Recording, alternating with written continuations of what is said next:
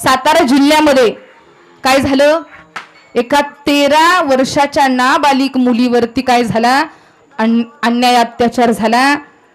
सासपड हे सातारा जिल्ह्यामध्ये गाव आहे, त्या गावामध्ये 13 वर्षाची लहान चिमुकली मुलगी, आपल्या कधीतरी आपल्या लहान निरागस मुलीकडे पहा, हा प्रसंग आपल्या घरात आला तर आपण काय करेल। ती 13 वर्षाची लहान मुलगी शेजारच्याच नराधमानं तिच्यावरती अन्याय अत्याचार करण्याचा प्रयत्न केला।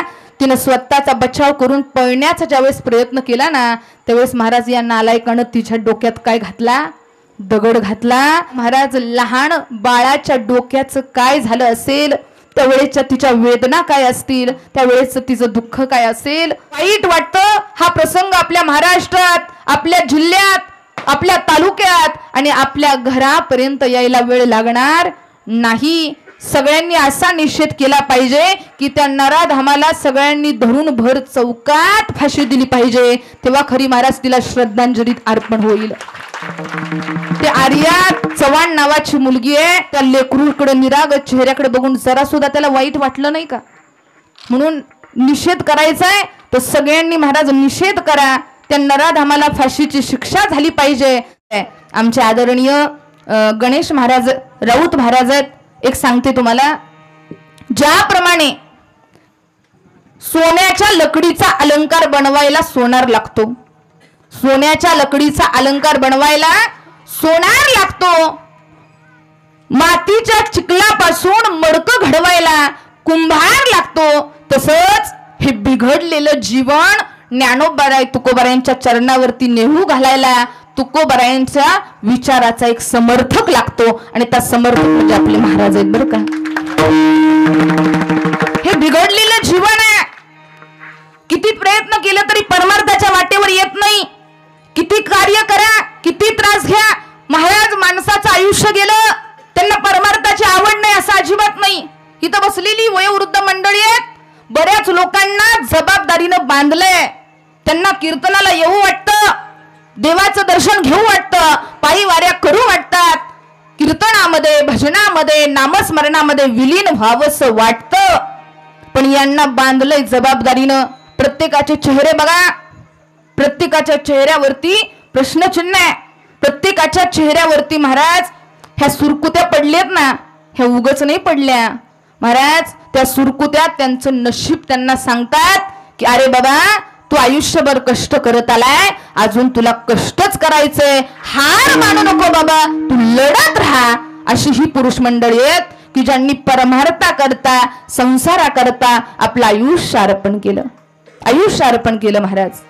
कधीतरी यांच्या करता पण काहीतरी वाटावं। ही सगळी मंडळी ज्यांनी परमार्था करता आपलं आयुष्य देऊ केलं, भगवंताचं दर्शन भगवंताचं भजन घडावं, याच्या करता आपल्या जीवनातून धकाधकीच्या जीवनातून वेळ भेटल तशी ही मंडळी इकडं वेळ घालवण्याचा, भगवंताच्या सानिध्यात राहण्याचा प्रयत्न करतात। एवढं मोठं सगळ्यांना एकत्र आणणं बघा ना, आज बघायला गेलं तर किती मोठी संख्या आहे। इथं काय काय ठिकाणी असं असतं परिस्थिती महाराज की टाळ घ्यायला माणूस नसतो। आम्हाला कधी कधी वाईट वाटतं की टाळ घ्यायला एखादा माणूस उभा राहावा, पण इथं महाराज नजर जाईल तिथपर्यंत सगळी वारकरी आणि टाळकरी मंडळी उभा आहेत, ही आपल्या कार्यक्रमाची खरी शोभा आहे बरं का। हा सावतानगरचा आपला अभिमान आहे, श्रीगोंदाचा अभिमान आहे की या ठिकाणी अनेक तरुण मंडळी उभा आहेत, कीर्तनामध्ये उभा आहेत, तरुण मंडळी गातायत। इथं बघितलं तर महाराज या दिदी आहेत, आपल्याला अभिमान वाटावा की आपल्या गावामध्ये एक लेकरू यावं, माईकवर उभा राहावं, गायन करावं। पुरुष मंडळी महाराज ही तरुण मंडळी आहेत, इथं दोन्ही महाराज मंडळी, दोन्ही दिदी आहेत, दोन्ही दादा आहेत, यांनी माईक घ्यावा, माईकवर गोड ताण मारावा, स्वरामध्ये सगळ्यांना मंत्रमुग्ध करावं, वाटावं कधीतरी की आपल्या मुलांनी सुद्धा हिथं कधीतरी उभा राहावं। अरे अभिमान वाटावा यांचा, का नाही वाटत तुम्हाला की आमच्या मुलांनी पण यांचा काहीतरी आदर्श घ्यावा? आपल्या मुलांनी नाही गाता आलं, नाही वाजवता आलं, हे आपले महाराज वयानं महाराज लहान आहेत, पकवाज वाजवतायत, या बाबा आहेत, त्यांच्याकडे आपल्या मुलांना पाठवा, संस्कार द्या, ही काळाची गरज आहे। म्हणून याच्याकरता ही लहान लहान मुलं, ही लहान मुली आहेत, यांनी महाराज यांचं किती पुण्य बघा ना. काही माणसं महाराज शेवटच्या क्षणी, आता इथं बोलू नाही, पण बसनात गौऱ्या जातात, पण त्यांच्याकडून नामस्मरण होत नाही. पण काय महाराज या मुलांची, तरुण मुलांची पुण्याई असेल की त्यांच्या महाराज तरुणपणीच हातामध्ये टाळ यावा, गळ्यामध्ये माळ यावी आणि महाराज पंढरपूरची वाट दिसावी. याच्यासारखं आयुष्य कुणाचंच नसावं. एवढं सुंदर आयुष्य, एवढं सुंदर आयुष्य, एवढं छान जगा, छान वागा, छान राहा. हा सोहळा खरंच एक आदर्श म्हणून घ्या.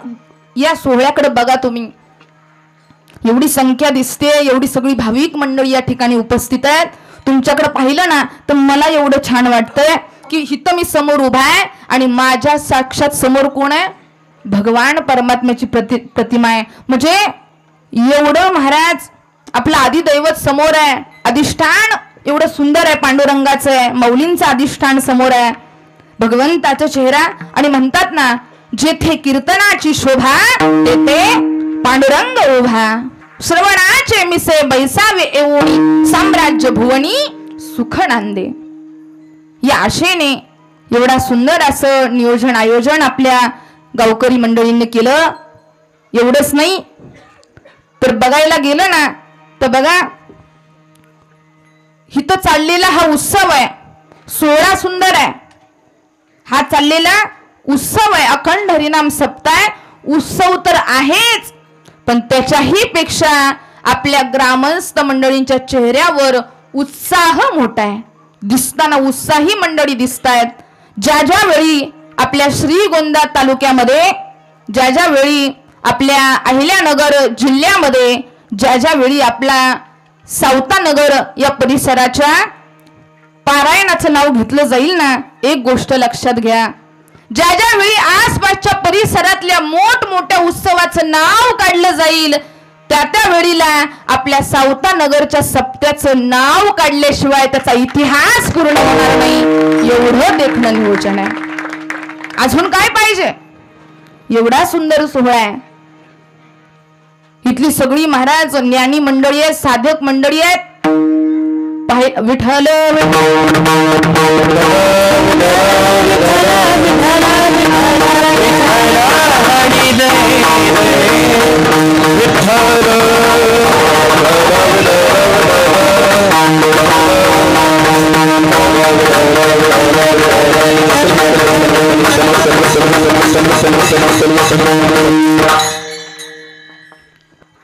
एवढं सुंदर असं नियोजन आयोजन आहे. सगळी साधक मंडळी आहेत, पंडित मंडळी आहेत. आता काय काय जण म्हणतील, महाराज आम्ही पंडित नाही, आम्ही राऊत आहे, आम्ही गोंधळी आहे, आम्ही कर्वे आहे, आम्ही जाधव आहे, आम्ही शिंदे आहे, आम्ही पंडित. कारण होता पंडित शहाणा. काय काय महाराज नावापुरतेच पंडित असतात, शहाणी नसतात. इथं नाही ना कोण पंडित. पंडित काय काय जणांचे आडनाव पंडित आहेत, काय काय जणांचे आडनाव पंडित आहेत. काही जण महाराज फक्त पंडित आहेत. पंडित कशावरून? राहणीमानावरून, दिखावावरून. पंडित त्याला नाही म्हणायचं जो राहतो पंडितासारखा, जो दिखावा करतो पंडितासारखा. विद्वान त्याला नाही म्हणायचं, पंडित त्याला नाही म्हणायचं जो फक्त पंडित असण्याचा दिखावा करतो. खरा पंडित कोणाला म्हणायचं? खरा पंडित त्याला म्हणायचं जो आपल्या ज्ञानोबा तुकोबराय आणि पांडुरंगानं दाखवलेल्या मार्गावरती चलतो, त्याला म्हणायचं. तसं पाहिला गेलं ना, या सगळ्यांना एकत्र आणायला महाराज सोपं, खूप कष्ट लागतं त्याला. मृदंगाचार्य असतील, हार्मोनियम वादक असतील, ही गायनाचारी सगळी मंडळी, महाराज ह्यांना एकत्र आणणं सोपं नाही, लय अवघड आहे. आणि त्यातली त्यात तर महाराज 2 गायकांना जमवून घेणं तर अजिबात सोपं. त्यातली त्यात इथं 4 शेजारी आहेत. म्हणजे मलाच विशेष वाटलं बरं का. तसं बघायला गेलं ना तर लक्ष द्या, 2 मिस्त्री, 2 शास्त्री, 2 कुत्री, दोन आवा दोन जावा कधीच एकत्र येत नाहीत. पण महाराज ही सगळी मंडळी एकत्र आलेत, खरंच पांडुरंगाची कृपा आहे. देव जाणे ही कशी एकत्र आले. कारण मी आल्यापासून बघते ही सगळी दोघी दिदी गातायत, तर महाराज त्यांना सपोर्ट करतायत की तुम्ही गा, आम्ही म्हणतो आहे माग. म्हणजे खरा गुणवान खरा कलाकार त्याला नाही म्हणायचं जो आपलीच वाहवा करतो. खरा कलाकार त्याला नाही म्हणायचं जो आपली कला दाखवण्यात मग्न असतो. खरा कलाकार खरा गायक त्याला म्हणायचं जो आपल्या सोबत इतर कलाकारांना पुढे घेऊन चालतो, आपल्या सोबत आपल्या बरोबरीनं घेऊन चालतो, त्याला खरा कलाकार म्हणायचा, त्याला म्हणायचं गायक. अशी उदाहरणं आपल्या समोर आहेत. अशी पंडित असणारी लोक, पंडितांना विषय निघाला म्हणून सांगते. एक जण असाच महाराज काशीला गेला.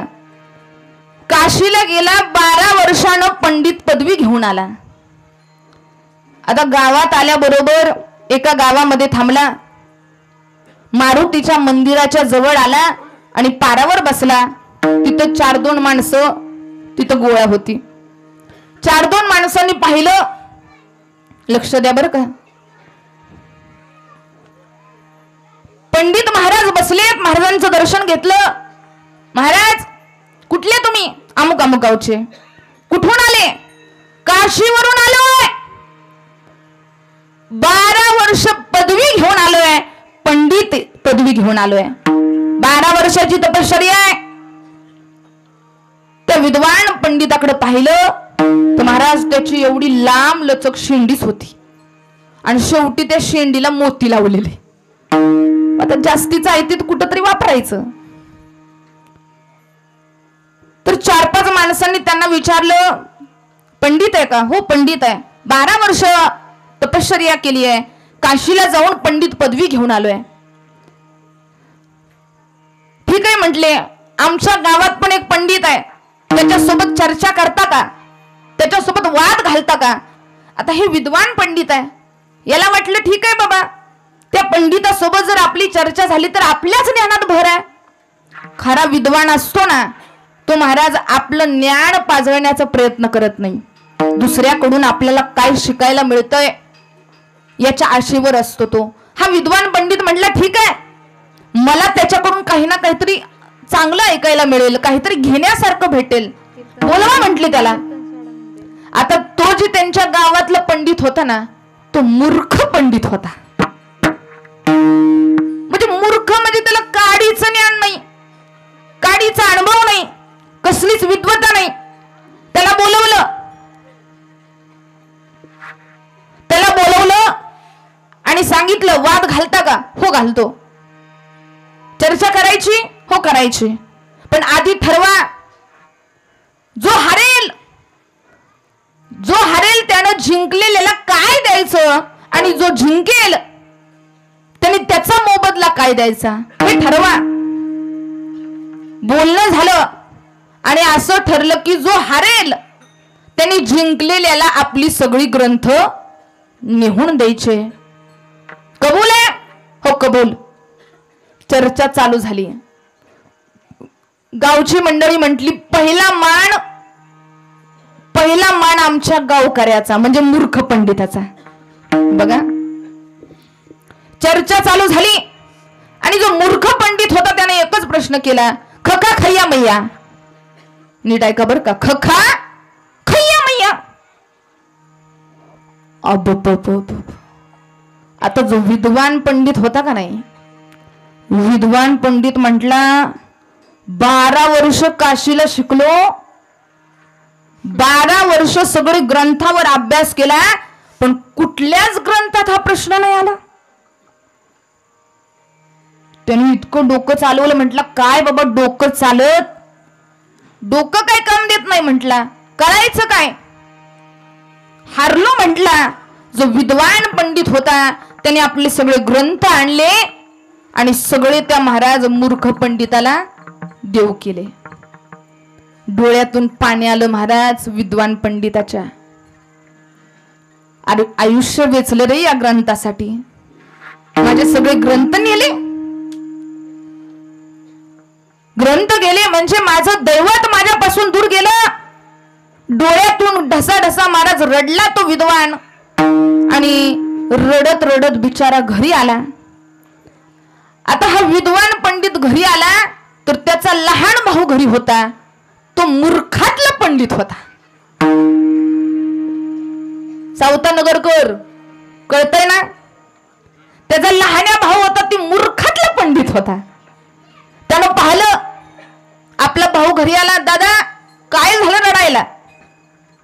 त्यानं सगळं झालेला सगळा प्रसंग सांगितला. ती म्हटला दादा अरे चुकीच्या माणसाबरोबर वाद घातला त्यानं. दादा ते तुझं गिराईक नाही ते माझं गिराईक आहे. त्या मूर्खाबरोबर कसं लढायचं हे बरोबर मला माहित आहे. तू अजिबात काळजी करू नको. तुझी सगळी ग्रंथ सामग्री मी परत माघारी आणतो. विद्वान पंडिताला वाटलं मी एवढा विद्वान असून मला त्याचं उत्तर समजलं नाही आणि तुला काय रे कळणार आहे. विद्वान पंडित म्हणतोय त्याच्या भावानं सांगितलं दादा काळजी करू नको. हे लुंगीच घालून गेलं. त्याचा भाऊ होता ते लुंगी घालून गेला आणि जाऊन परत त्या गावातल्या मारुतीच्या पारावर बसला. ती 4-5 माणसं तिथंच होती. त्यांनी पाहिलं का रे पंडित दिसतो. हो पंडित आहे. कुठून आले. काशीवरून आले. कालच एका मूर्ख पंडिताची आम्ही चांगलीच जिरवली. सांग आमच्या गावातल्या पंडितासोबत चर्चा करतो का. हा म्हटलं त्याच्या करताच इथं आलोय. ह्यानं काय केलं चर्चा महाराज करतो म्हटला पण त्याच्या बदल्यात काय देणार. हारेल त्यांनी सगळे त्याचे ग्रंथ मला द्यायचे. कबूल. ती म्हणलं कबूल. त्या मूर्ख पंडिताला बोलवलं.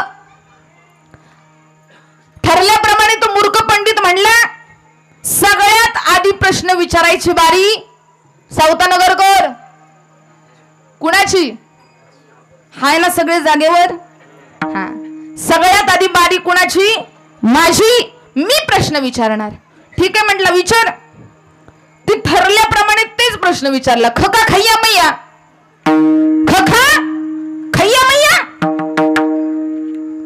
आता असं म्हटल्याबरोबर महाराज त्या विद्वान पंडिताचा भाऊ होता ना त्यानं पाडाच चालू केला. जोते जुतया उगे उगया सिंचे सिंचया मडे मडया पोसे पोसया काटे कटया उडे उडया पके पकया उसके बाद खाका खैया. आता असं म्हटल्याबरोबर महाराज त्या मूर्ख पंडिताचं डोकंच भदीर झालं. ती म्हणला आपल्यापेक्षा चालू भेटला कडे. त्याचं डोकंच हँग झालं. म्हणलं मेलो गडे आता. शेराला 1.25 शेर भेटला कारण ती प्रत्येकाला तीच प्रश्न विचारायचो. खका खय्या मैया. हारला गड्या. सगळी ग्रंथ सामग्री आणून त्याला दिली आणि हा विद्वान पंडिताचा भाऊ घरी आला. दादाला सांगितलं दादा तुझी ही ग्रंथ सामग्री सगळी माघारी आणली. त्याच्या महाराज डोकंच काम देईना. अरे अरे अरे अरे म्हणले 12 वर्ष मी तिकडं तपश्चर्या केली. चुकीच्या ठिकाणी तपश्चर्या केली. तपश्चर्या करून जर एवढं ज्ञान माझ्या भावाला असेल तर माझी तपश्चर्या करून काय फायदा. काय रे केलं तू. काय नाही. मी फक्त त्याला एवढं त्याने मला फक्त एकच प्रश्न विचारला. खा खा खय्या मैया. हा विद्वान पंडित म्हणला हो अरे मला पण त्यानं तोच प्रश्न विचारला पण मला काय त्याचा अर्थ कळला नाही. तुला कसं काय कळला. त्या पंडिताच्या लहान्या भावानं सांगितलं अरे मी फक्त त्याला एवढंच म्हटलं. त्यानं खका खय्या मैया म्हटलं की मी त्याचा माझ्या पद्धतीने अर्थ लावला. खका खय्या मैया म्हणजे तू जेवण केलं का. सावता नगरकर जेवण केलं का. नाही महाराज त्याचीच वाट बघतोय. खका खय्या मैया म्हणजे माझ्या वतीनं मी त्याचा अर्थ लावला की जेवण केलंस का. मग मी माझ्या रीतीनं त्याला उत्तर दिलं. मी त्याला जेवण करण्याआधीची पार्श्वभूमी सांगितली. जोते जोतय्या म्हणजे जेवण माणूस डायरेक्ट करत नाही. जेवणाआधी महाराज जोते जोतय्या म्हणजे काय करावं लागतं, शेत नांगरावं लागतं. जोते जोतय्या भुवे भुवय्या म्हणजे काय करावं लागतं, भूमीत पेरावं लागतं. जोते जोतय्या भुवे भुवे भुवय्या सिंचे सिंचय्या त्या पिकाला मोठं होण्याकरता काय द्यावं लागतं, पाणी द्यावं लागतं. सिंचे सिंचय्या उगे उगय्या मग ते पीक उगवू द्यावं लागतं. पीक उगवल्यानंतर कटे कटय्या मडे मडय्या पीक महाराज त्याचं रक्षण करावं लागतं, पालन पोषण करावं लागतं. पोसे पुसय्या कटे कटय्या नंतर ते कटिंग केलेलं पीक उडे उडय्या त्याच्यातलं जे आसार आहे ते बाहेर काढावं लागतं. उडे उडय्या आणि पके पकय्या जो सार आहे तो महाराज शिजवावा लागतो आणि मग खके खका खय्या मैया. एवढं सोपं उत्तर आहे. कळलं का. हा टाळी वाजली बर का. म्हणजे तुम्ही याच्या करता टाळी वाजवली म्हणजे एवढं मोठं बोलावं लागते तेव्हा काय वाटते. आणि ते पण महाराज ज्यांनी आयुष्य घालवले त्यांनाच कळलं. आजोबांनी टाळी वाजवली म्हणजे एवढं. तुम्ही याच्या करता का टाळी वाजवली तर मी एवढे शब्द त्याच्यात वापरले, एवढं मोठं त्याला केलं, त्याचं स्पष्टीकरण केलं तेव्हा तुम्हाला त्याचं काय कळलं. नाहीतर आधी तुम्हाला वाटलं असेल काय जोते जोतय्या भुवे भुवय्या सिंचे सिंचय्या पोसे पोसय्या मडे मडय्या उगे उगय्या काटे कटय्या पके पकय्या उसके बाद खाखा खय्या मैया. म्हणजे फक्त इथं शब्दापुरता पंडित नकोय. इथं फक्त शब्दांची फेकाफेक करणारा पंडिताची आवश्यकता नाही. इथं शब्द महाराज जपून वापरणारा आणि शब्दाचा खरा अर्थ जाणणाऱ्या पंडिताची गरज आहे. इथं पाहायला गेलं तर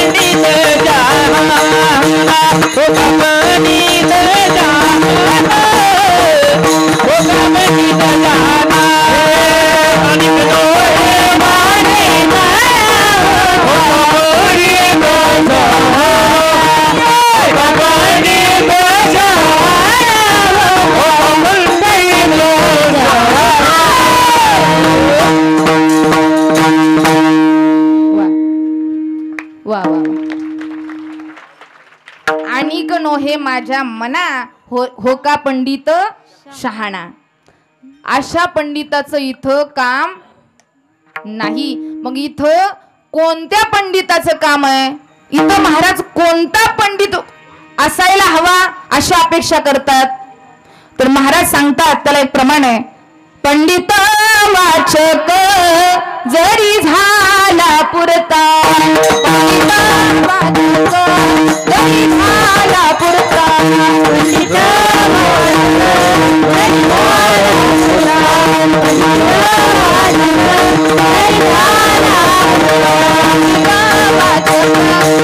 झाला पुरता,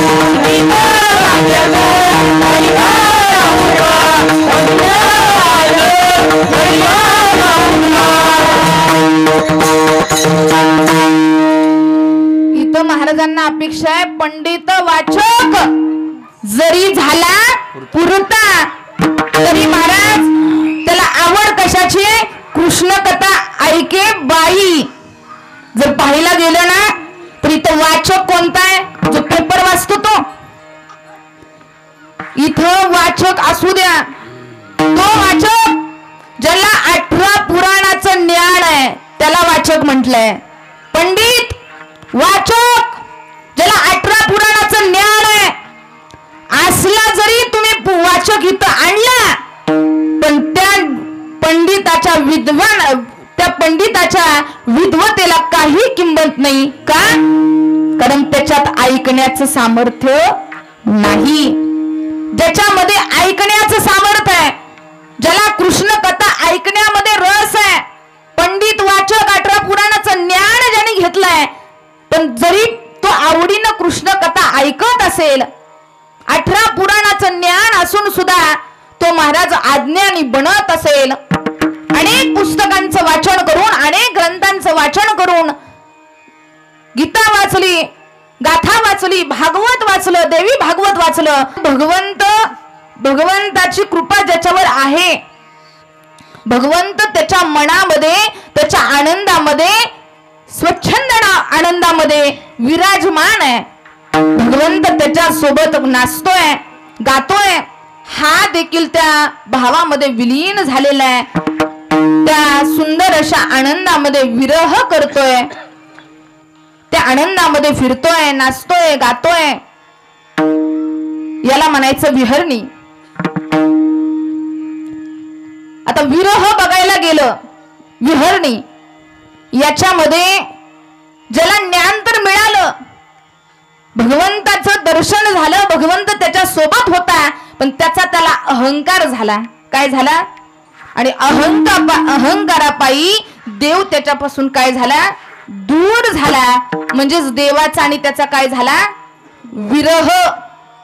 सावतानगरकर कळतंय ना, जागे आहात ना, बोर झाले का तुम्ही? हा, जागेवर का गेला, म्हणजे झोपी नाही ना गेला. तर हे डोक्यावरून जायला महाराज खूप डोक्यावरून जाईल, खूप किचकट आहे. विरह झाला म्हणून विहरणी, विरहणी आणि विराणी. विराणी म्हणजे काय, तर हिथं भाव कोणता आहे, वीर राणी.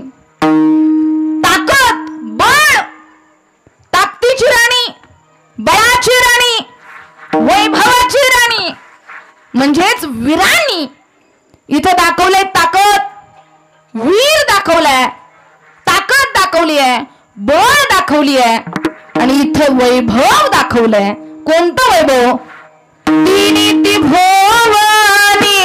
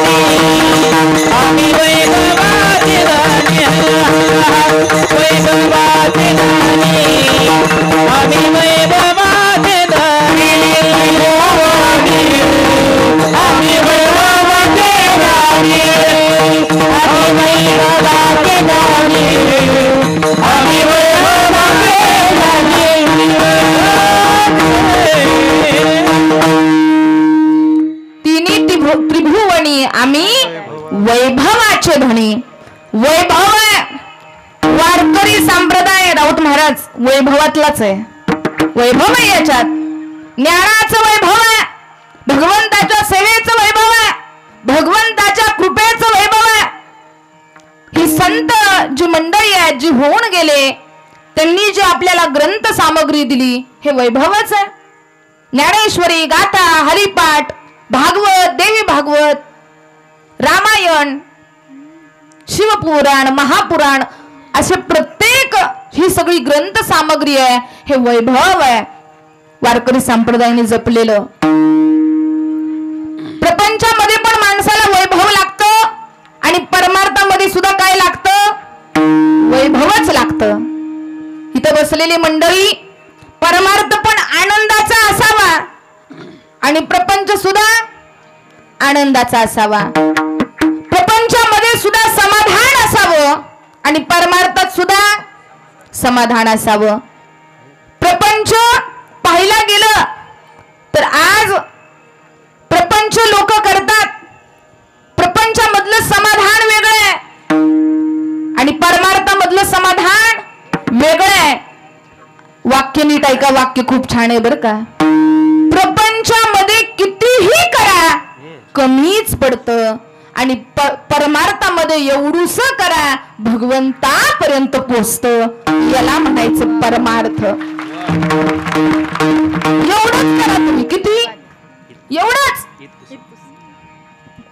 रामकृष्ण नाम सर्व दोष हरण, जड जीवा तारण.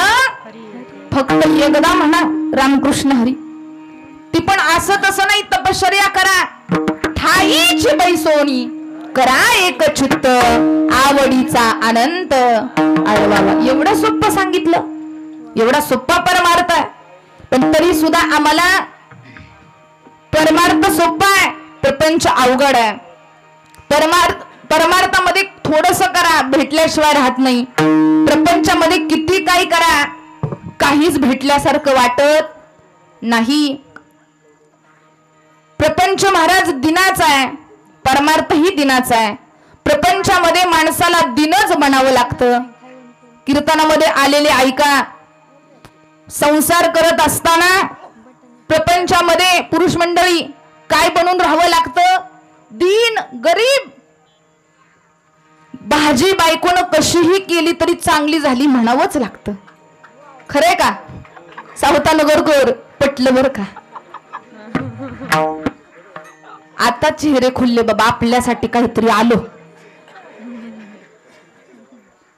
बघा, मी असंच कीर्तनामध्ये सांगितलं, तर तुम्हाला जीवनभर सुखी राहायचं असेल तर बायकोनं केलेल्या कामाचं कौतुक करा. भाजी कशीही झाली तरी बायकोला म्हणा, काय भाजी सुंदर झाली, काय गोड झाली, काय तुझ्या हाताला चव आली. मी असं कीर्तनामध्ये सांगितलं. सावतानगरकर 7 ते 9चं कीर्तन होतं, त्या बिचाऱ्याचं जेवण बाकी होतं. कीर्तनामधलं ऐकलं, घरी गेला बिचारा. बायकोनं जेवायला ताट वाढलं. त्याला जेवताना नम्रता महाराजांचं शब्द आठवलं की नम्रता महाराजांनी सांगितलंय, भाजी कशीही झाली तर त्याचं काय करा? कौतुक करा. असं म्हटल्याबरोबर त्यानं पहिला घास मोडला. आता मी सांगितलंय कौतुक करा, पण प्रसंग बघा काय चाललंय ते बघा. ह्यानं 2-3 घास खाल्ले आणि बायको स्वयंपाकघरात होती. ह्याने हाक मारली, अगं ऐकलं का? काय तू भाजी बनवली? काय तुझ्या हाताला चव आली? अशी भाजी धाब्यावर नाही, अशी भाजी हॉटेलवर नाही, अशी भाजी परत होणे नाही. अशी भाजी या आधी मी कधी खाल्ली नव्हती आणि इथून पुढे कधी अशी भाजी होणार नाही. एवढी सुंदर भाजी तू बनवली. असं म्हणल्यावर महाराज शेजारनं किचन मधनं त्याची बायको बेलनं घेऊनच आली. म्हणली, अख्खं आयुष्य गेलं, कधी बिचारा भाजी गोड झाली म्हटला नाही आणि आज भाजी शेजारचीत ना आली आणि ह्या मुर्द्याला घोड कशी काय लागली. म्हणजे पुरुष मंडळ प्रपंच कितीही करा कमीच आहे. आणि प्रपंचामध्ये सगळं सहन करावं लागतं कुणाला? या बिचाऱ्यांना. कारण आता बघा कोणताही सण येऊ दे, आता काय येणार आहे? दिवाळी. दिवाळीमध्ये भाऊबीजेला मिरवणार कोण? ह्या तुम्हीच. संक्रांतीला वाण वाटणार कोण? तुम्हीच. पंचमीला नटणार कोण? तुम्हीच. रक्षाबंधनला माहेरला जाणार कोण? तुम्हीच. दिवाळी आनंदात साजरी करणार कोण? तुम्हीच. दिवाळीला खरेदी करणार कोण? तुम्हीच. सगळे सण कुणाच्या वाटणीला? तुमच्याच. सगळे सण यांना, एकच सण यांना, एकटा सण यांना फक्त महाराज शिमगा.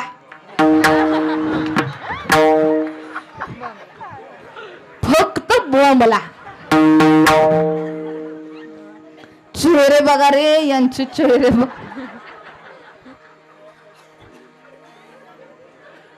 मगाचपासून सगळं धरून आणून बसल्यागच झालते, पण आता सगळे मोकळे. आता पुढचा डोस द्यायची गरज. सगळे महाराज कधी कधी वाईट वाटतं मला या बिचाऱ्यांचं. वाईट काय करावं यांचं काय कळत नाही महाराज. किती चांगलं करा वाईट करा, या बिचाऱ्या कधी खुश नाही. लय अवघड आहे. एक तर बिचारी लय वैतागली नवऱ्याबरोबर. म्हणली पैसे द्या मला, पार्लरला जायचंय. नवरा म्हणला अगं कशाला जाते पार्लरला? म्हटली मला केस स्ट्रेट करायचे. हेअरस्टाईल का फिरस्टाईल? काय स्ट्रेटनिंग, सरळ करून आणते म्हणली पार्लर मधनं केस. नवरा म्हटला अगं केस सरळ करायचे तर पार्लरला जायची काय गरज आहे? घरीच प्रयत्न कर, होतील सरळ, होतील सरळ. बायको म्हणली डोक्यावर फरक झाला काय? घरी कुठं केस सरळ होत असतात काय? नवरा म्हणला माझं अख्खं खानदान सरळ करून राहिली तू. कळलं त्यालाच कळलं. अख्खं खानदान माझं सरळ केलं, केस सरळ होईना. हितल्या नाही बर का, सावतानगरकर हितल्या बिचाऱ्या सगळ्यात चांगल्या आहेत. त्या मला कीर्तन करायचंय, कीर्तन होईपर्यंत तर चांगले आहेत. म्हणून संसारात प्रपंचामध्ये कितीही काय करा, प्रपंचामध्ये कितीही काय करा, घर चांगलं बांधा, बंगला बांधा, गाडी घ्या, इकडं तिकडं धावपळ करा, प्रपंचामध्ये नेहमी माणसाची पाहिली जाते ती व्यवस्था. पण परमार्थ असा आहे की पांडुरंगाच्या चरणी भक्ताची पाहिली जाते. हे महाजन थोडी देवाचे चरण वावया जतन हे उपाय लाभाचे. परमार्थ हे महाजन थोडी देवाचे चरण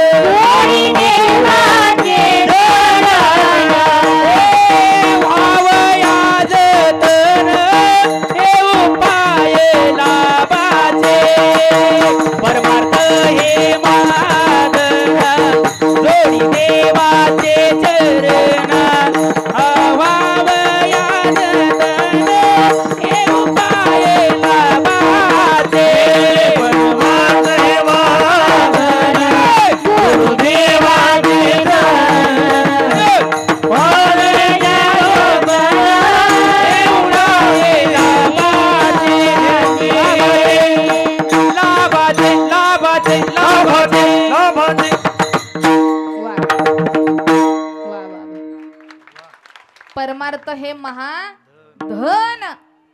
कोणतं जर धन महत्वाचं असेल ना तर ते परमार्थ आहे. वैभव आहे आपलं परमार्थ, धन आहे आपलं. प्रपंचामध्ये मागं लागू नका, पळू नका, कारण हे महाराज कधी संपणार? It is a chain, it is a cycle, it is a continuity system. चालत आलं असंच चालत राहणार आहे. याचा विचार सोडा, परमार्थाच्या वाटेला चला. आता परमार्थामध्ये सुद्धा 4 गोष्टी महत्वाच्या आहेत, लक्ष द्या बरं का.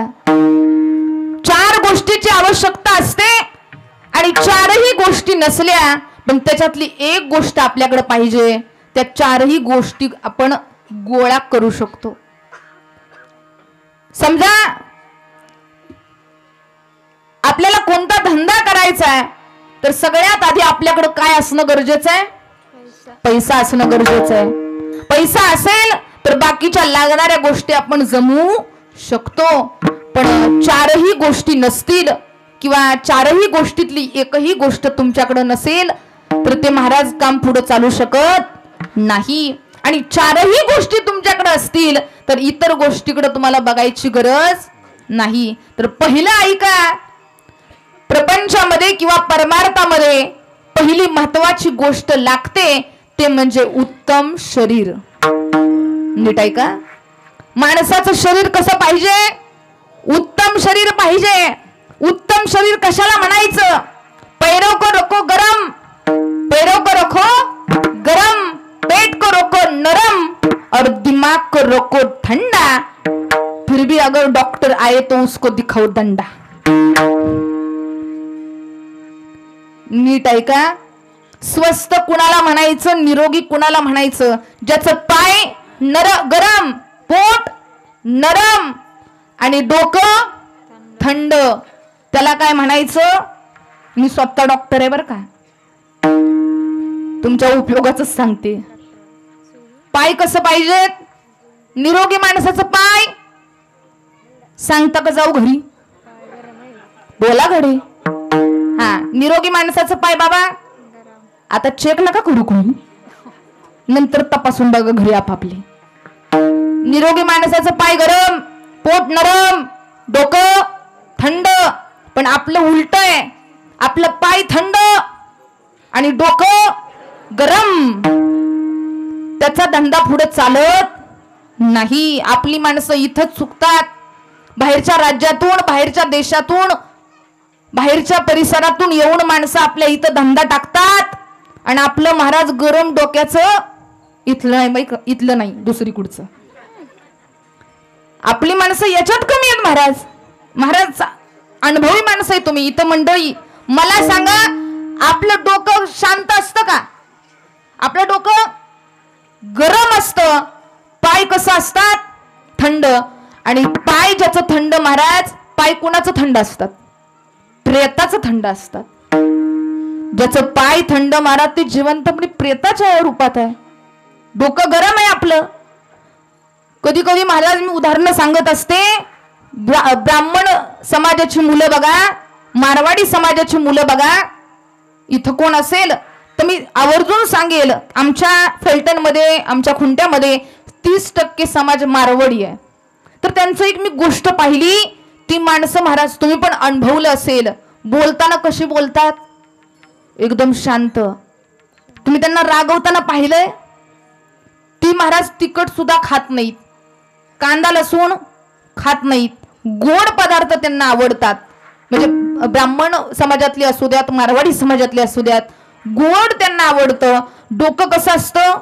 शांत असतं. शांत डोक्याने विचार करणार, शांत राहणार. एक असंच मारवाडी समाजातलं पोरग, लहान पोरग, रामकृष्ण विठ्ठल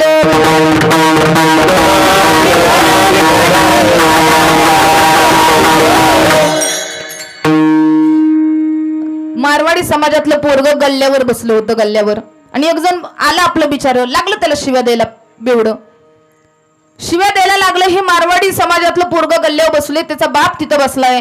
हे त्याच्या बापाला म्हणायचं, पापा एक गाली दे रे. त्याचा बाप त्याला म्हणतो, देन दे रे पापा, एक गंदी गाली दे रे, देन दे रे पापा, एक बहुत बुरी गाली दे रहा है. अरे बेटा देन दे रे, टेंशन मत ले. उसकी यहाँ श्रीगोंदा में 1.5-2 एकड़ जमीन है, उसका विचार कर रहा हूँ. उसकी जगह पेट्रोल पंप डालने का सोच रहा हूँ मैं. कळलं का? असा नाही काटा काढायचा, तसा काटा काढायचा. म्हणजे यांनी महाराज गोड बोलून बोलून धंदे टाकले त्यांचे. गोड बोलण्यात एवढी ताकद आहे. ती महाराज कधी शिव्या देत नाहीत. शेजारच्याचा एखाद्याचा गेम जरी केला का नाही त्यांनी, म्हणजे असं बोलू नाही, तरी शेजारच्या राहणाऱ्याला सुद्धा कळत नाही. एवढी माणसं ही हुशार, एवढी बुद्धीने चालणारी, डोकं नरम शांत ठेवून चालणारी मंडळी. म्हणून आपलं डोकं कसं ठेवा, शांत ठेवा, शांत बुद्धीने विचार करा. शरीर चांगलं ठेवा. शरीर संपत्ती आपली. उत्तम शरीर, उत्तम शरीर नसेल ना, जास्त भोगत बसू नका. सुखाचा भोग घेत बसला ना, भोगे रोगे भयम. जिथं भोग आहे तिथं काय महाराज, रोग आहे. जिथं जास्त सुख आहे तिथं आजार आहेत. जिथं महाराज गरीब माणसं आहेत, सुखानं जगतायत. जिथं पैसा जास्त आहे, रोग जास्त आहेत. जिथं महाराज करोडोनी पैसा घरात आहे, पंचपक्वानाचं जेवण आहे, साखर खायची तर डायबिटीज, वांग मूळव्याध खाता येत नाही महाराज. रोग आहेत, भोग आहे तिथं रोग आहे. शरीर जपा, शरीर संपत्ती. एक, शरीर चांगलं ठेवा, खाणं चांगलं ठेवा. मला सांगा, आपण चांगलं खातो का? ऐ बचत गट, खातो का आपण? चांगलं खाणं चांगलं आहे? अहो मला, आम्ही असं प्रवास करत असतो, कधी कधी बाहेर जेवण्याचा प्रसंग येतो, तर राजस्थानचं ते पोरग ट्रक चालक आहे. ट्रक चालक धुळे सोलापूर हायवेवरती ट्रक चालवतं आणि धाब्यावर जेवायला उतरलं की शिटाखालचा तुपाचा डबा काढतं. तुपाचा डबा काढतं, भाजी घेतं धाब्यावरती आणि वाटीभर गिरगाईचं ओरिजिनल तूप त्याच्यात टाकतं. ज्याला दिवसाचा महाराज 500 ते 1000 रुपये पगार आहे, ते पोरग महाराज फक्त 500 आणि 1000 रुपये पगार आहे, ते भाजीत किती तूप टाकतंय? वाटीभर. आणि हे आपल्याकडे बघा, 30-35 एकराचं मालक आपण. मला आठवत नाही महिन्यात एकदा तरी तूप खाल्ला असावं आपण.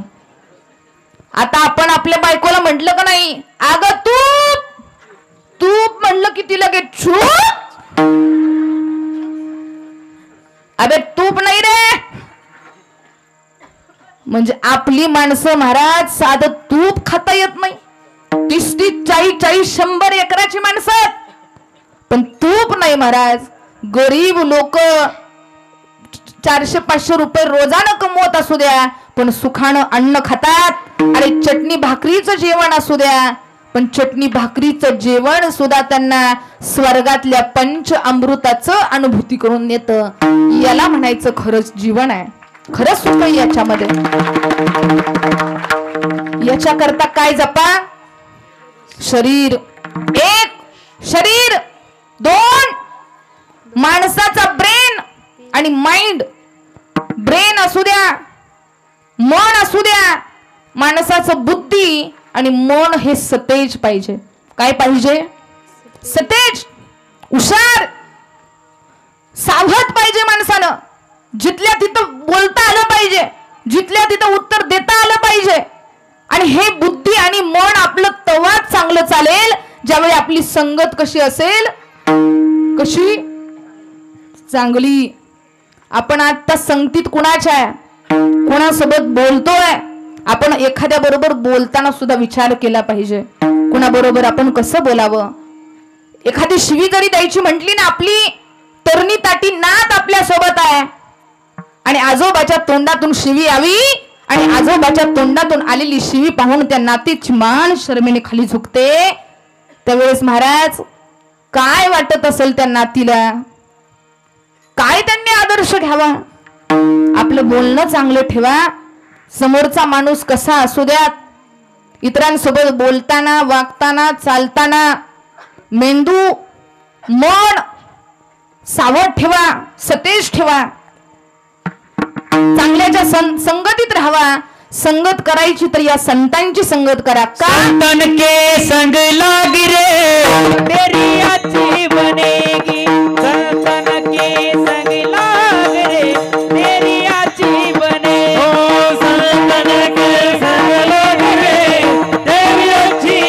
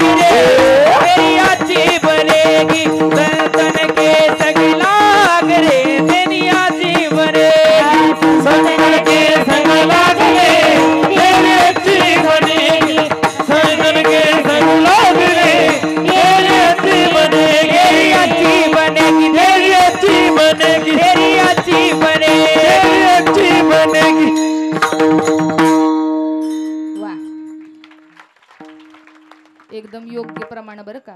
संतन के संग लाग तेरी अच्छी बनेगी तेरी बिगडी बनेगी.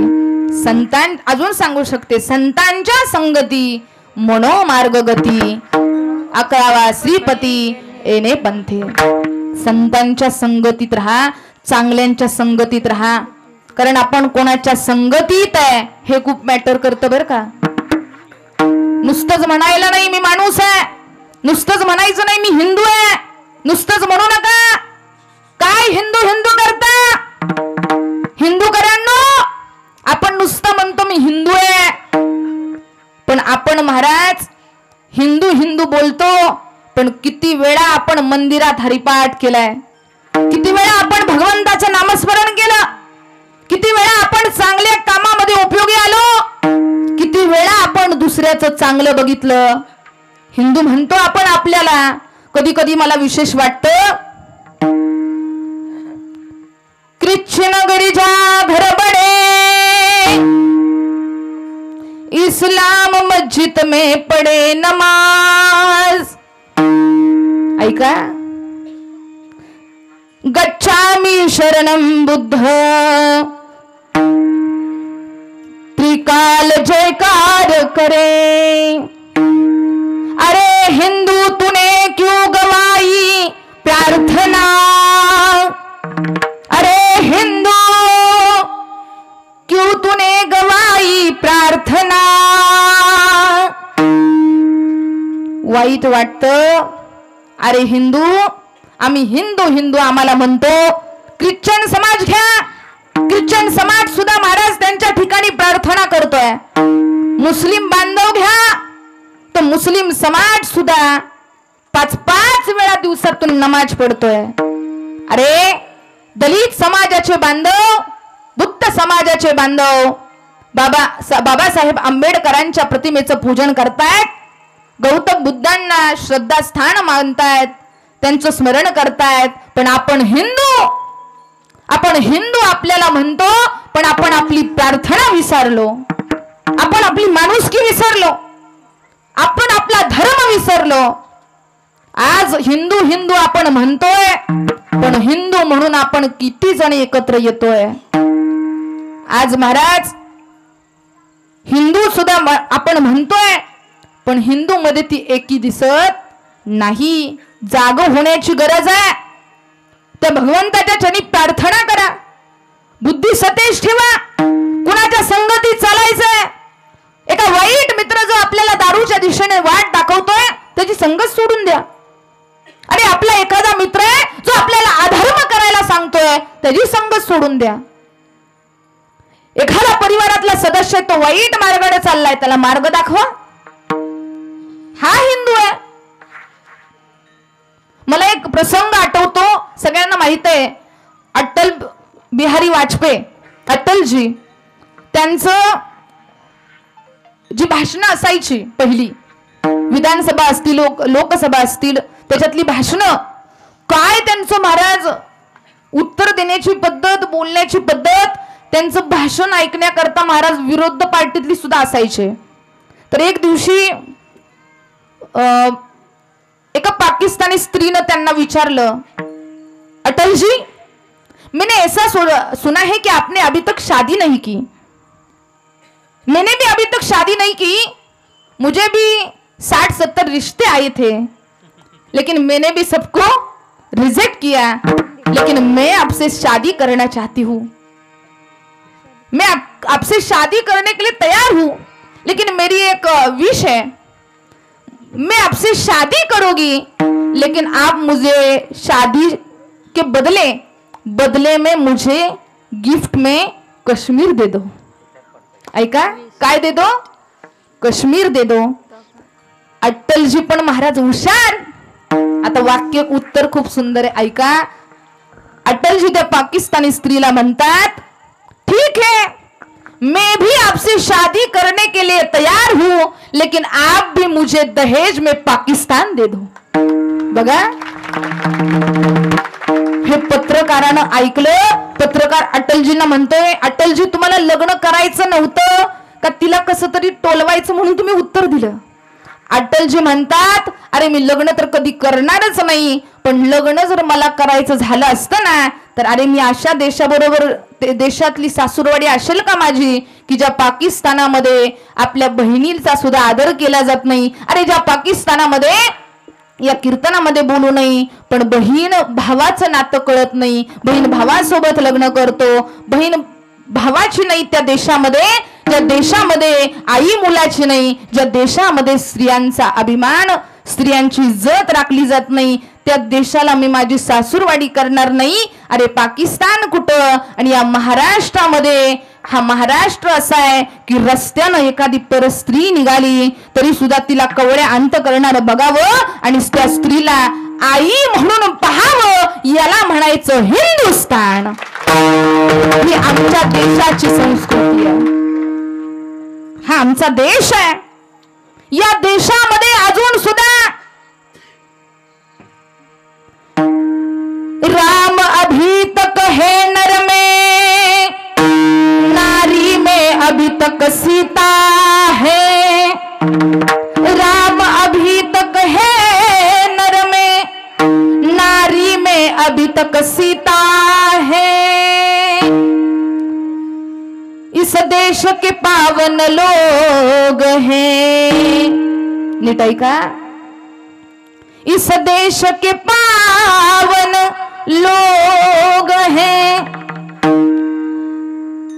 मैं गिन गिन शीश नवाजा हूँ, मैं भारत का रहने वाला हूँ.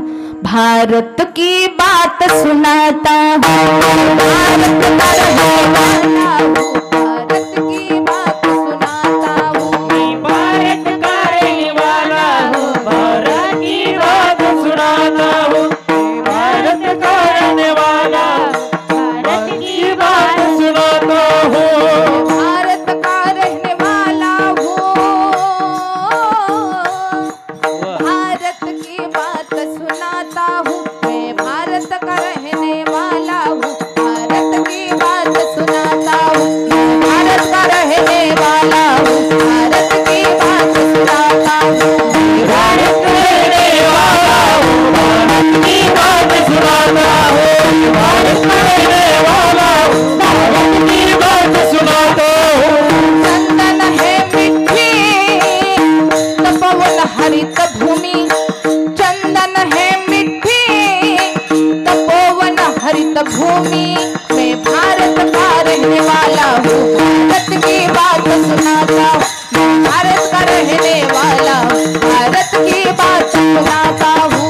भारत का रहने वाला हूँ, भारत की बात सुनाता हूँ. भारत का रहने वाला हूँ, भारत की बात सुनाता हूँ. वा. इथं आपल्याला वेळेची मर्यादा आहे बरं का, आपला टाइम होत आलाय. मला तुम्हाला अभंगाच्या शेवटी घेऊन जायचंय. कोणाची गडबड नाही ना? नाही ना? मग चालू द्या रातभर, असं काही नाही. मी फक्त तुमचे 15-20 मिनिटं घेईल. तर ऐका, मैं भारत का रहने वाला हूँ, भारत की बात सुनाता हूँ. चंदन है मिट्टी तपोवन हरित भूमी. या देशामधली माती सुद्धा चंदन आहे आणि तपोभूमी आहे ती हरित आहे. आणि पाहिला गेलं ना तर या देशातल्या जी महिला है, इस देश की हर महिला देवी है और बच्चों बच्चों में राम है. मैं भारत का जर बघायला गेलं ना तर एवढं सुंदर गीत आहे. आता मला काही आठवत नाही त्याच्यातल्या काही काही लाईनी, पण एवढं सुंदर आपलं वर्णन भारताचं आहे. आपल्या मुलीला शिकवू नका. आपले मुलं महाराज नवरात्र आली, गणपती उत्सव आला की नाचत बसतात. आपली मुलं का कमी पडतात ती सांगते. शरीर एक काय पाहिजे, शरीर संपत्ती जपा. 2 ब्रेन आणि माइंड सतेज ठेवा. 3 काय पाहिजे आपल्याकडं, अर्थ व्यवस्था पाहिजे. 4 सत्ता पाहिजे. बाकीचा समाज महाराज प्रत्येक ह्याच्यात पुढे आहे. आपली मुलं आपली मंडळी का कमी पडतात? नाचू नका मी म्हणत नाही दादांनो, ही पुढची मंडळी त्यांना वाटलं असेल आपल्या वालं, असं अजिबात नाही. ही खरंच तसं बघायला गेलं ना तर एकदा सावतानगरकर एकदा टाळी जोरात याच्याकरता वाजवा की इथला तरुण कीर्तनात बसलाय. तरुण इथला महाराज कीर्तनामध्ये, पुढे तरुण मंडळी आहेत, इथं कीर्तनामध्ये तरुण मंडळी आहेत. हे चित्र पाहायला मिळत नाही. पण मी सांगते की गणपती उत्सव आला की महाराज डीजेला पैसे घालवतात, नाचत बसतात. नवरात्र उत्सव आला की तिथं नाचण्यामध्ये वेळ जातो. आणि असं बघायला गेलं पण नवदुर्गा आपल्या मुलीला सांगत बसू नका. हा रस्ता आला, या रस्त्याला छत्रपती शिवाजी महाराजांचं नाव दिलं, दुसऱ्या रस्त्याला छत्रपती धर्मवीर संभाजी महाराजांचं नाव दिलं, तिसऱ्या रस्त्याला थोर विचारवंताचं नाव दिलं. अरे वेगवेगळ्या रस्त्यांना विचारवंतांची आणि महाराजांची नावं देत बसू नका. त्या महाराजांनी दाखवलेल्या मार्गावर चला तर आपलं आयुष्य सफल झालं. रस्त्याला काय नावं देत बसलाय त्याच्यात वेळ वाया घालवू नका. अरे कोणती जयंती आली, कोणता उत्सव आला की आम्ही आमच्या महाराजांची मूर्ती डोक्यावर घ्यायची, आम्ही महाराज त्या थोर विचारवंतांची फोटो डोक्यावरती घ्यायचे. अरे फोटो आणि मूर्ती डोक्यावर घेण्याची वेळ नाही तर महाराजांचे छत्रपती शिवरायांचे विचार डोक्यात उतरवा तर खरा तुम्ही मावळा झाला. हे विचार घेण्याची गरज आहे. शरीर चांगलं, बुद्धी सतेज, अर्थव्यवस्था, सत्ता पाहिजे तुमच्याकडे.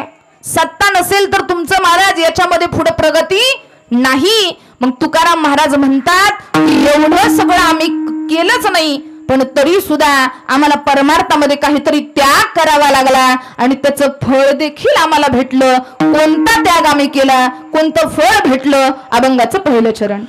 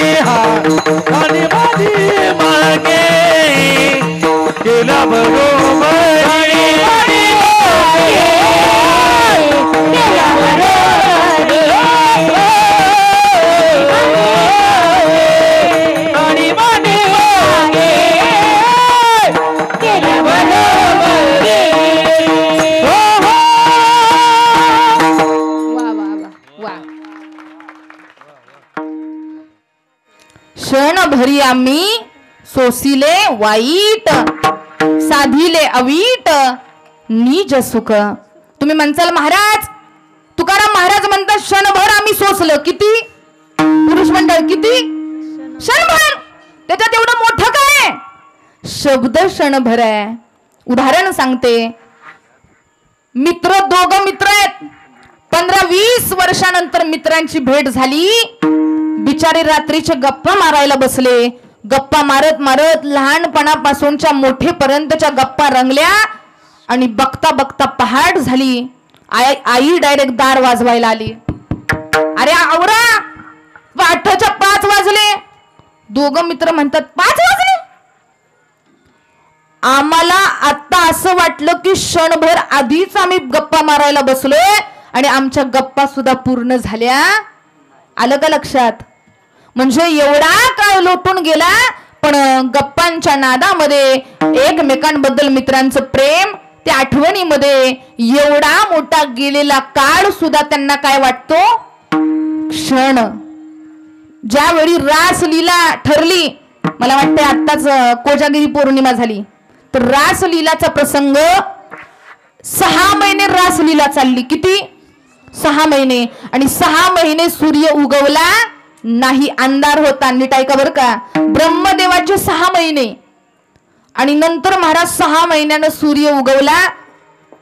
गवळणीने विचारलं सूर्याला, का उगवलास? सूर्य म्हटला, बाई मी आत्ता नाही उगवलो, मी आत्ता तर आलोय. 6 महिने पूर्ण काय होता? अंधार होता. गवळणी म्हणतात 6 महिने गेले, आम्हाला वाटलं अर्धा क्षणच झाला. म्हणजे ऐका, 2 हित तुम्हाला मी अवस्था सांगितले. तुकाराम महाराज त्यांच्या अभंगात सांगतात की आम्ही जे वाईट सोसलं, दुःख जे सोसलं भगवंताच्या सानिध्यात, ते सुद्धा आम्हाला काय वाटतं? क्षण. आणि गवळणींनी जे भगवंताच्या सानिध्यात सुख भोगलं, त्याला सुद्धा त्यांना काय वाटतंय? क्षण. म्हणजे देवाच्या सानिध्यात दुःख पण क्षणभर आहे आणि देवाच्या सानिध्यात सुख पण कसं आहे? क्षणभरच आहे. म्हणून त्याला सांगा, दुःख सांगायचे तर त्याला सांगा, सुख सांगायचे तर त्याला सांगा आणि सोसायला शिका, सहन करायला शिका. कारण आपल्याकडे जर कोणती गोष्ट असेल ना तर त्याचा वापर करा. काही माणसं म्हणतात आम्ही झिजून झिजलो आम्ही. कोणती जर गोष्ट असेल ना तर त्याच्याबरोबर 2च घडू शकतात. एक तर कोणती गोष्ट जास्त वापरण्यानं झिजते आणि नाही वापरली तर गंजते. एका जागी कोणाच्या उपयोगी न येता गंजण्यापेक्षा आपला देह चांगल्या मार्गावर चालून चालून झिजवण्यात महाराज मोठेपणा आहे. झिजवा, याला परमार्थाच्या वाटेवर भगवंताच्या चरणावरती झिजवा. त्याला खरी किंमत आहे. सहन करण्याला किंमत आहे. दुःख भोगताय, सहन करा. गरिबी भोगताय, सहन करा. वडिलांच्या जीवावर जगताय, भाड्याच्या दुकानामध्ये राहताय, सहन करा. कारण दिवस तोच राहणार नाही. सहन करा. एका लोहारानं मला दुकानाच्या उद्घाटनाला बोलवलं. दुकानाचं उद्घाटन होतं, सगळे सामान असे मांडलेले. मला म्हणले महाराज, नम्रता महाराज, तुमच्या हातनच सुरुवात करूया, उद्घाटन तुमच्याकडून पूजा करून घ्या. मी म्हटलं कुठं पूजन करायचंय? हळदी कुंकू कुठं वाहू? म्हटलं या घणावर वाहू का? तो लोहार म्हटलं नाही महाराज, याच्यावर कुठं हळदी कुंकू वाहतात का? याची पूजा करतात. मी म्हटलं मग कुठं? छंडीला. काय महाराज, छंडीला कुठं पूजा करतात? मग मी म्हटलं कुठं वाहू हळदी कुंकू? चिमट्याला. ते मला म्हटले महाराज, तुम्हाला फक्त कीर्तनच येतं का हो? तुम्हाला हळदी कुंकू कुठं व्हायचं कळत नाही? छन्नीवर नाही वाहत, घणावर नाही वाहत, चिमट्यावर वाहत नाही, मग हळदी कुंकू कुठं व्हायचं? ते त्या ठिकाणी जुनी आयरन होती, आयरन. त्या लोहार म्हटला महाराज याच्यावर हळदी कुंकू व्हा. मी म्हंटल दादा, अहो ताई आयरनीवरती व्हा. मी त्यांना म्हंटल दादा, ह्या सगळ्या वस्तू नवीन आहेत, ही आयरन किती जुनी आहे? त्यांनी मला सांगितलं महाराज ही आमच्या पंजोबाच्या काळातली आयरन आहे, आजोबांच्या काळातली आयरन आहे.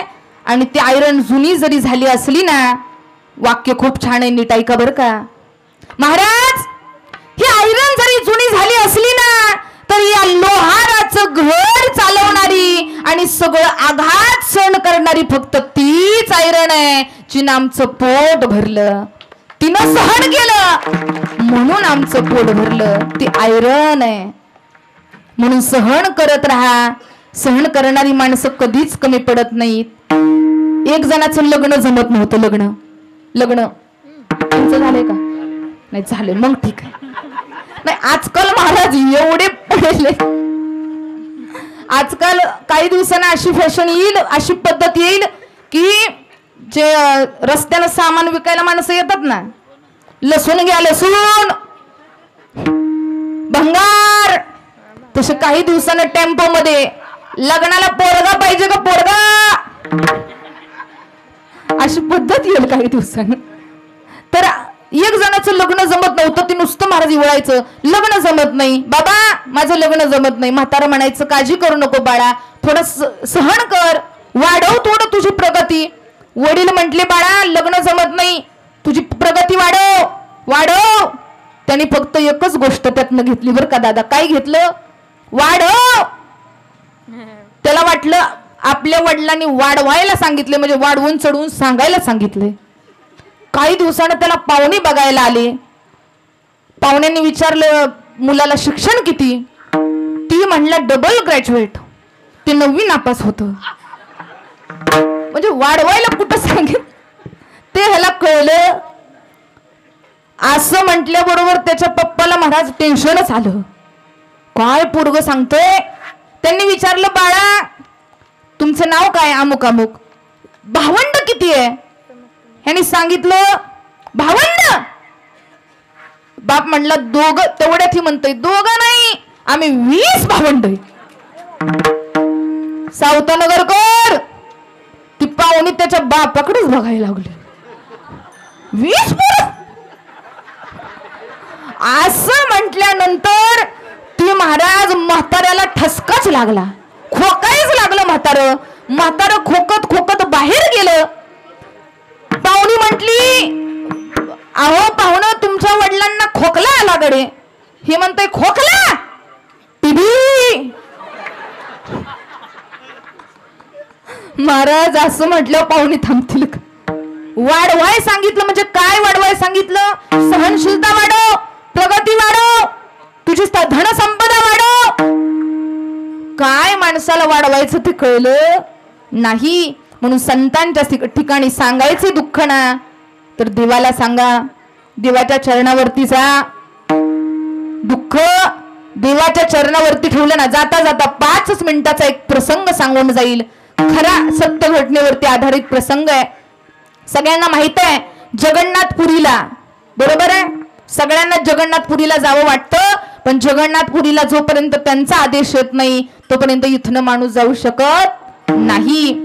तर जगन्नाथपुरीची ज्याप्रमाणे आपली पंढरपूरची पालखी निघते महाराज, त्याप्रमाणे जगन्नाथपुरीची सुद्धा काय निघते? पालखी निघते. तिथं सुद्धा रथ बनवला जातो, मोडला पण जातो. रथ बनवतात आणि नंतर काय करतात? मोडतात. तर जगन्नाथपुरीमध्ये एक साधू होते, त्यांचं महाराजांचं नाव आहे सज्जन. सज्जन नावाचे महाराज. आणि ते महाराज एवढं त्यांच्यामध्ये ज्ञान पण अज्ञानी म्हणून राहणारे पायी वारीमध्ये निघाले. एका गावामध्ये राहण्याचा प्रसंग आला. आणि पहिलं बघा आपल्याकडे पद्धत असायची, वारकरी मंडळी जेवायला आले की 5 ह्यांच्या घरी, 5 त्यांच्या घरी, 10-5 तिकडं अशी वाटून द्यायची पद्धत असायची. तसं तिथं त्या ठिकाणी अशी पद्धत होती की 5 यांच्या इकडं, तिथंच त्यांनी जेवायचं, तिथंच राहायचं, झोपायचं. एक जण साधक सज्जन महाराजांकडे आला आणि सज्जन महाराजांचं पाय धरलं. बाबा महाराज चला आमच्या घरी भोजनाला चला, जेवण करा, तिथंच आराम करा आणि परत पहाटे उठून काकड्याला या. सज्जन महाराज कुणाच्या घरी जात नव्हते, पण यांना आग्रह केला. महाराजांना जावं लागलं. महाराजांनी जेवण केलं आणि दिवसभर महाराज थकलेले, भूमीवर पडताच त्यांना काय लागली? झोप लागली. आता खरं जर महाराज माणूस दमलेला असेल ना तर हातरून ज्याला झोप आली, निद्रा पांघरून पाहत नाही. ज्याला खरंच झोप आली ना ते महाराज जिथं जागा भेटल तिथं पडतं. ज्याला खरंच भूक लागली ना ते भेटल ते खात. ज्याला खरंच कंटाळा आलाय ना ते महाराज दुसरं काय करत बसत. आता जिनं महाराज दिवसभर टीव्हीचा रिमोट हातात घेतलाय तिला रात्रीला झोप लागल का? आणि मग ती रात्रीला म्हणते नींद ना आई रे. आता तिला कशी झोप लागल महाराज? मग तिला पण मी म्हंटल आपल्यासारख्याच्या शेतामध्ये कापूस वेचायला पाठवा, 3 दिवस नाही उठली तर विचारा. तिसऱ्या दिवशी डॉक्टरच बोलवायला लागले इंजेक्शन करायला, उठत का नाही. अवघड आहे महाराज. तसं महाराज जमिनीवर पडल्या पडल्या झोपले. निम्म्या रात्री महाराज त्या साधकाची बायको ती स्त्री महाराजांच्या रूम मध्ये आली. दार उघडलं आणि हाक मारली, महाराज प्रसंग ऐका, महाराज उठा. महाराज ताड दिशेने जागे झाले. बाई तुम्ही इथं माझ्या रूम मध्ये काय करताय. महाराज तुम्ही आमच्या घरी आल्यापासून माझी तुमच्यावरती नजर होती, पण माझा नवरा जागा होता म्हणून मला तुमच्या बरोबर बोलता आलं नाही. माझा स्वीकार करा. असं ऐकल्याबरोबर सज्जन महाराज ताड दिशेने उठले. बाई अगं तुझ्या घरामध्ये मी आलोय, तुझ्या नवऱ्यानं मला इथं आणलंय.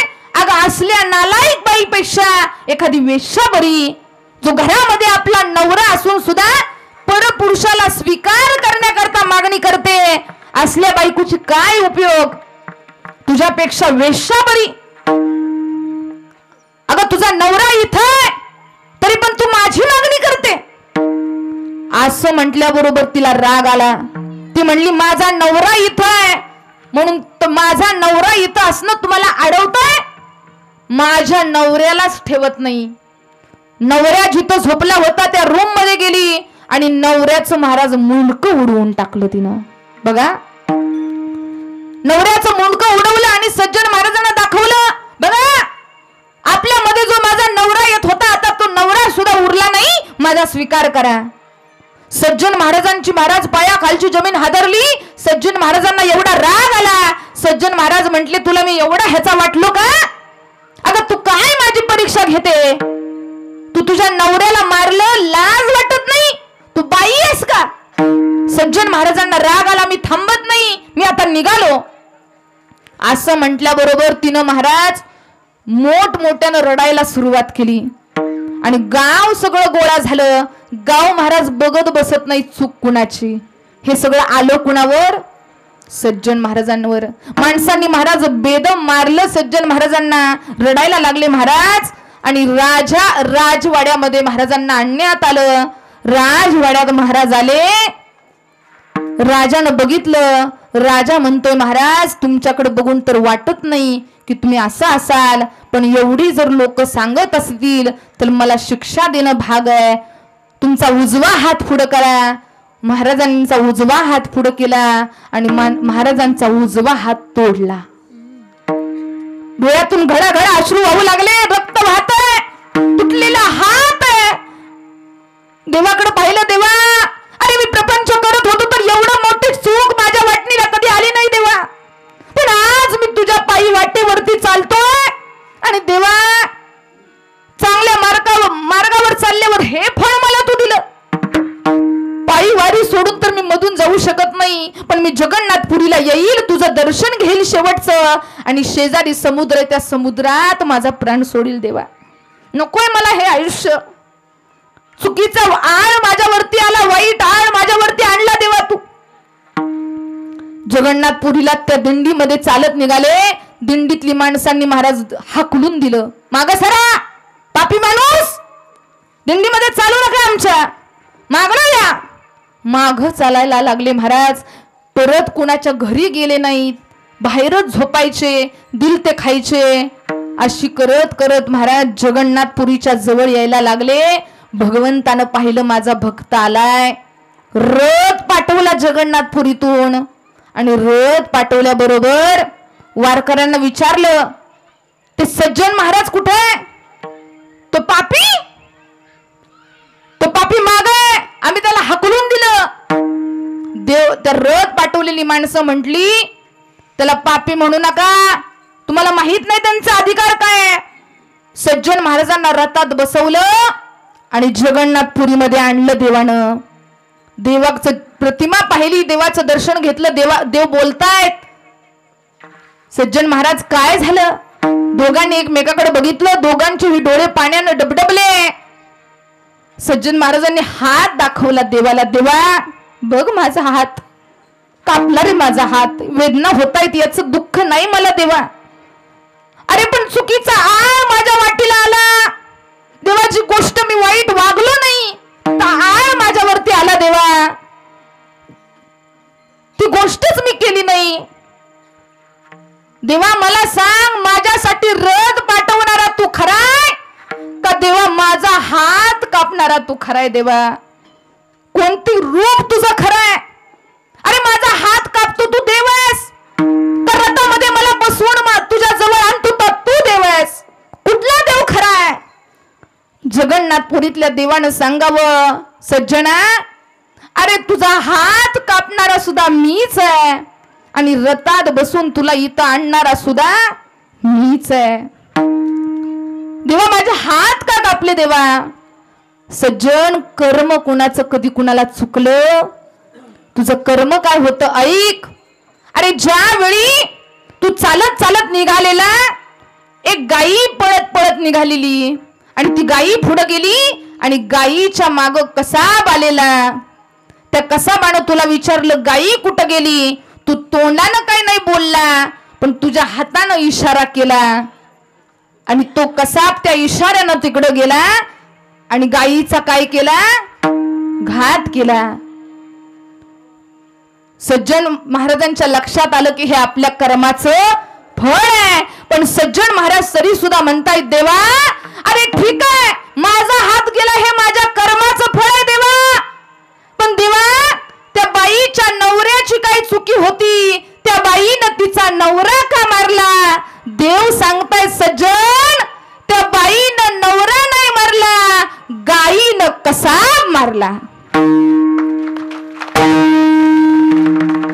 कसाब मारला गाईनं.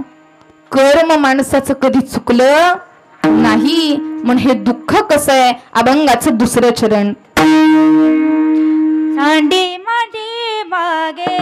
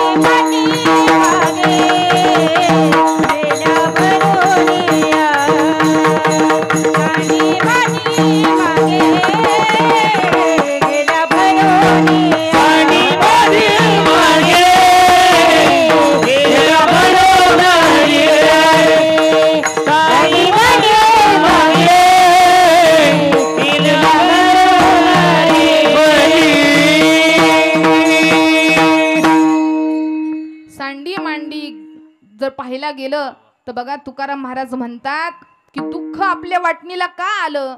तर आपण काय केलं? सांडी मांडी गेले केल्या भरोभरी. आपण काय करतोय? हे माझं ते माझं भरोभरी करतोय. ज्याला माझं म्हणायला पाहिजे. प्रत्येक महाराज पत्नीचं कर्तव्य आहे की सुरुवात नवऱ्यापासून आणि शेवट भगवंतापर्यंत. तसा वारकरी मंडळीचा नवरा कोण आहे? भगवंत. हे मंगळसूत्र घातलंय कुणाच्या नावाचं? पांडुरंगाच्या. सुरुवात कुणाच्या नावाची आहे? ज्या स्त्रीनं महाराज 2-4 वर्ष सोसलं संसारामध्ये, पण जिला खरीला नांदायचंय ना, ती महाराज म्हणते माझ्या घराचं गोकुळ झालं, मन आनंदात झालं, जशी अमृताची धार माझा सोन्याचा संसार, राजा राणीचा दरबार. सुख मांडण्यात असतं. तसा महाराज प्रत्येक पतिव्रता स्त्रीची सुरुवात नवऱ्यापासून आणि शेवट. एक नाव सुंदर आठवते बरं का, जाता जाता घेऊ का? महिला मंडळ जाता जाता घेते आणि आपण पूर्ण विराम देऊया. येत होते जात होते, खिडकी वाटे पाहत होते, खिडकीला 3 तारा, त्याला बांधते घुंगरू 12, पान खाते 13, सुपारी कापते करा करा, तिकडून आला वाणी वाण्याकडून घेते हंडा, पाणी भरते आडाचं, पाणी भरते आडाचं, घेऊन जाते वाड्यात, वाड्यात वाड 7 वाड, 7 वाड्याला 7 कुलप, उघडते एक खुली, खुलीमध्ये पलंग, पलंगावरती उशी, उशीवरती भशी, भशीवरती कपाची घालते घडी, घडीत पाहते, घडीत वाजल्या 1 आणि पांडुरंगाचं नाव घेते मुक्ताई जनाबाईची लेक. अवघड आहे बरं का, म्हणजे मला अजून अनुभव नाही, माझं लग्न झालं नाही, पण ठीक आहे. म्हणजे सुरुवात नवऱ्याच्या नावानं आणि शेवट म्हणून असंच प्रत्येकाच्या तोंडामध्ये असंच एक जणाचं आणि दोघाचं जोडीनं नाव यावं, ते म्हणजे विठोबा. महाराज राधिका, अरे वा, राधिका ताई, ऋतुजा ताई, या चौघां करता एकदा जोरदार टाळी वाजवायची. ज्यांनी आपल्याला सगळ्यांना, ज्याप्रमाणे इंद्र दरबारातली गंधर्व असतात तशी ही सगळी गंधर्व ज्यांनी आपल्याला मंत्रमुग्ध करण्याचा प्रयत्न केला. शेजारी ही सगळी, महाराजांचं नाव काय? गणेश महाराज वारकरी शिक्षण संस्था, ही सगळी संस्थेतली विद्यार्थिनी, यांच्याकरता एकदा जोरात टाळी वाजवायची. सुंदर असं ज्यांनी आपल्या या कार्यक्रमाची शोभा वाढवली. त्याचबरोबर माझ्यासोबत माझ्या काही विद्यार्थिनी उपस्थित आहेत.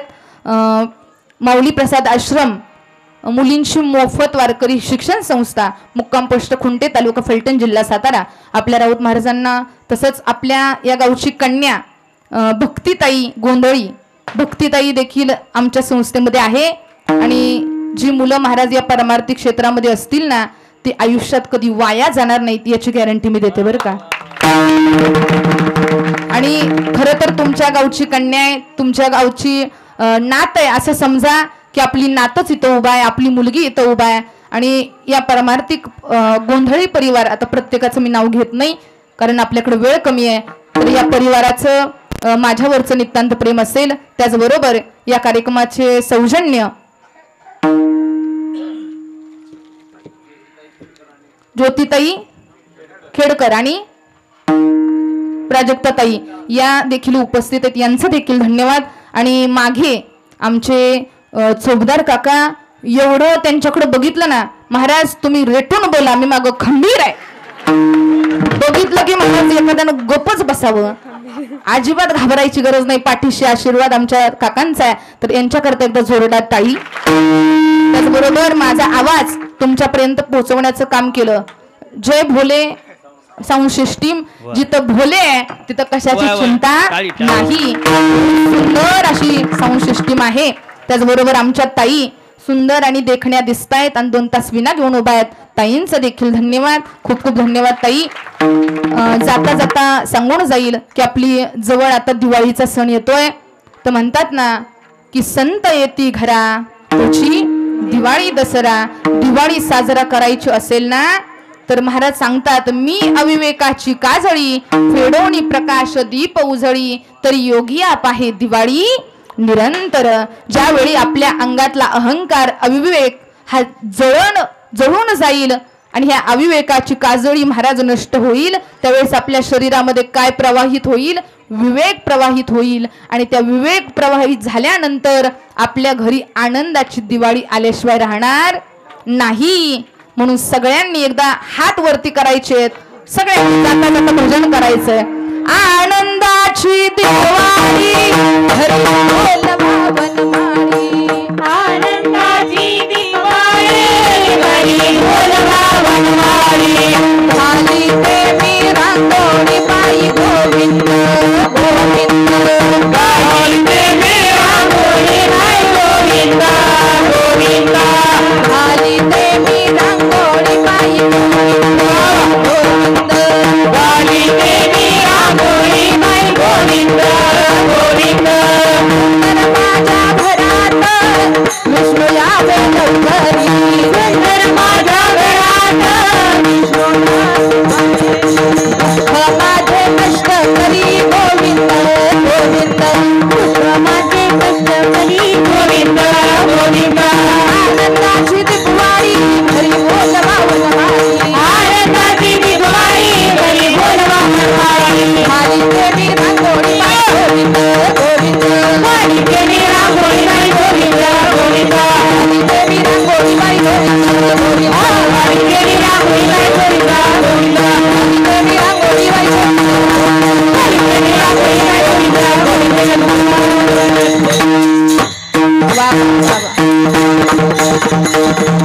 एकदा जोरात स्वतः करता टाळी वाजवायचे.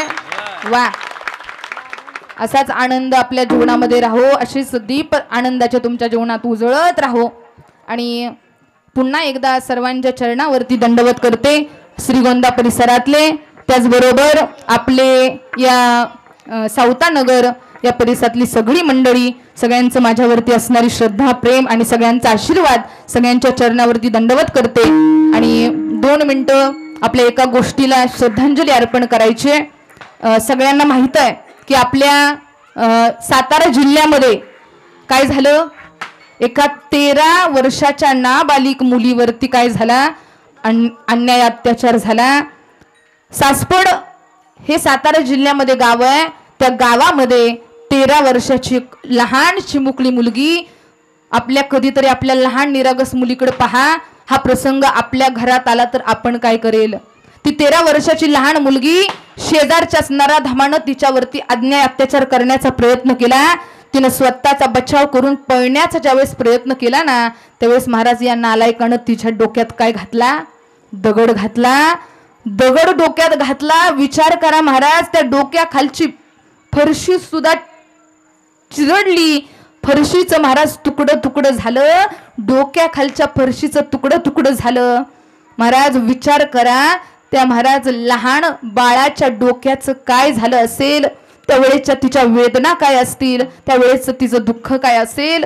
सरकारावरती आपण अवलंबून राहतो. सरकार असं करेल, सरकार निर्णय देईल. कधी आपलं सरकार सुधारणार आहे, कधी महाराज न्याय भेटणार आहे. कितीतरी या प्रसंग देशामध्ये आपल्या होत आहेत, आपल्या महाराष्ट्रात होत आहेत. वाईट वाटतं हा प्रसंग आपल्या महाराष्ट्रात, आपल्या जिल्ह्यात, आपल्या तालुक्यात आणि आपल्या घरापर्यंत यायला वेळ लागणार नाही. सगळ्यांनी असा निषेध केला पाहिजे की त्या नराधामाला सगळ्यांनी धरून भर चौकात फाशी दिली पाहिजे. तेव्हा खरी महाराज तिला श्रद्धांजली अर्पण होईल. ते आर्या चव्हाण नावाची मुलगी आहे. त्या आर्या नावाच्या त्या दिदीच्या रूपामध्ये महाराज त्या लेकरूकडे निरागस चेहऱ्याकडे बघून जरा सुद्धा त्याला वाईट वाटलं नाही का. म्हणून निषेध करायचा आहे तर सगळ्यांनी महाराज निषेध करा. त्या नराधामाला फाशीची शिक्षा झाली पाहिजे. त्याला आपल्या ताब्यात द्या, त्याला आपण फाशी देऊ, असं सगळ्यांनी निषेध करायचा आहे. आणि त्या बाळाला श्रद्धांजली अर्पण करायची. त्या बाळाला ईश्वरचरणी जागा मिळावी आणि त्या परिवाराला या दुःखातून सावरायला मदत मिळावी, हीच ईश्वरचरणी प्रार्थना करायची आहे. सगळ्यांच्या चरणावरती शिरकमळ ठेवते आणि सेवेला पूर्णविराम. ज्ञानेश्वर